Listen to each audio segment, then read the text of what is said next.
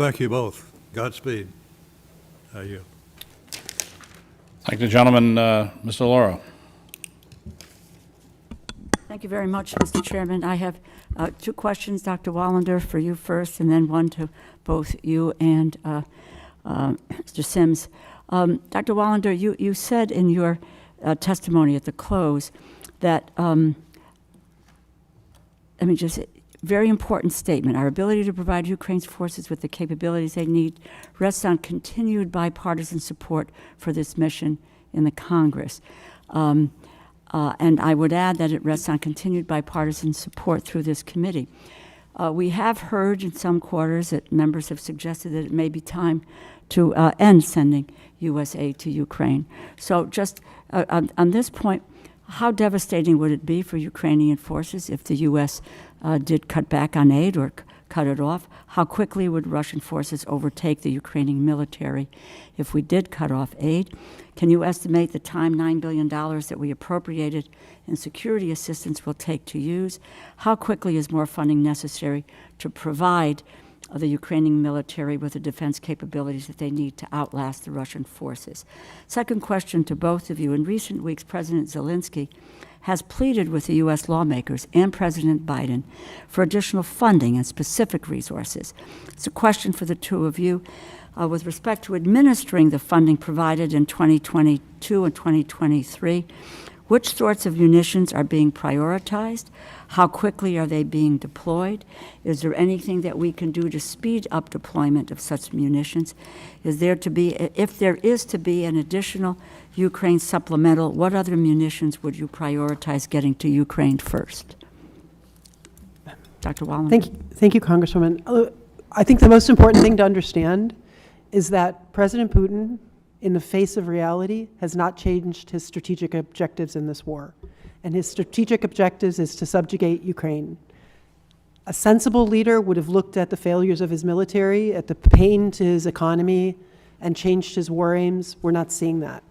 So even if this summer results in a Ukrainian successful counteroffensive, even if there is a period of stalemate and rebuilding, Russia will, the best prediction is Russia will use that period of rebuilding to get ready to reattack. Mm-hmm. So in addition to the current flow of capabilities for the hot war that we're seeing right now, we need to be thinking about providing Ukraine with a modern defense capability that will be an effective deterrent, that will be too great of a challenge for the Russian military to misperceive the next time.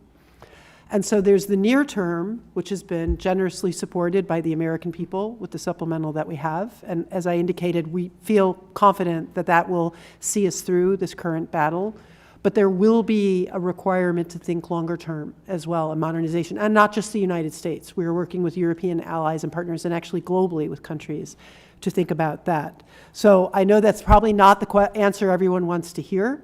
We'd like to think that the Russian leadership would wake up and go home and leave Ukraine alone, but the indications are quite the opposite. With that, let me turn to General Sims because I think he can better answer the rest of your question. Okay. Ma'am, thanks for the question. Before I kind of talk to how we might go forward, I would call attention, and I was in the House Armed Services Committee earlier, and I made a similar comment that the criticality of this fight is, we are literally 78 years into this international rules-based order that if we allow to fall in this case will have significant consequences for the world, from here on. Mm-hmm. And I'm not, people will bring up China. I'm not just talking about China. I'm talking about the world. It should be understood, here we are 78 years after a pretty horrific world war, that we created a system in which we don't tolerate the invasion of another country in this situation. And so I think you're right to call attention to the bipartisan support. I would tell you, I think it's not just an American view. I think it's a world view. We are certainly seeing in NATO as an example, the strength of that alliance is stronger now than it ever was. And I have a lot of time in Europe. It's never been like it is now. And that's largely because I think we all recognize that this is important work and it's going to have large long-term impacts. On where we think we might go from here, I think what we're trying to do is work hard with our Ukrainian counterparts to make sure that we're providing them the key kit and equipment and munitions that are relevant to the fight that they're in. And right now, that's air defense, artillery, and maneuver systems, fighting vehicles that will, we believe, combined with really effective training, be able to turn the tide for the Ukrainians. Thank you. At some point, I would love to confer with specific kinds of munitions that you think we might move forward, and if you think we will need another supplemental. Yes, ma'am. Okay. Thank you. Thank you, Mr. Thank you. Mr. Cole. Thank you, Mr. Chairman, and thank both of our witnesses.